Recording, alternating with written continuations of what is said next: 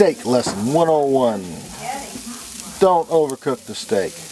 Use a thermometer. Be smart. Get one of these. High precision. This is what you need to cook a steak with, alright? Stick it in the middle of the steak. The thickest part of the steak. Stick it about halfway. And watch the temperature. For medium rare, it's 135 degrees. For medium well, it's about 145. For well, it's about 150. 155. Actually, the book says 160. Take it off at 155, you burn the thing. Trust me, I know what I'm talking about. This one here is coming down in temperature. Holy crap. Holy crap, I got ice in my fire.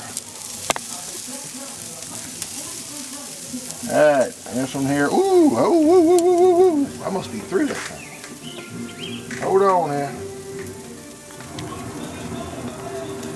There we go. That one there is really close to coming off.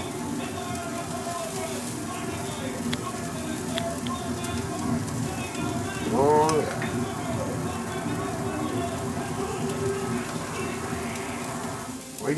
We got some more cooking to do. Keep flipping the steak. Don't burn the steak, all right? Keep them moving.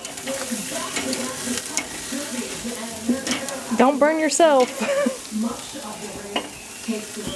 Hot fire. You need a hot fire. Get a shot of this fire. That's what you need to cook a steak with, right there. You got to have a hot fire. Don't be afraid, but flip the steak. Yeah, Mom, on the steak. Ouch! Burn yourself? Nope.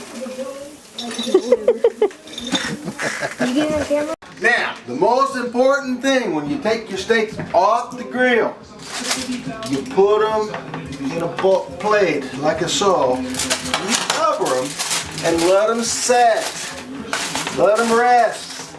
Let the juices and all the good flavors go down inside the meat. Loosen the meat and make it tender and nice to eat.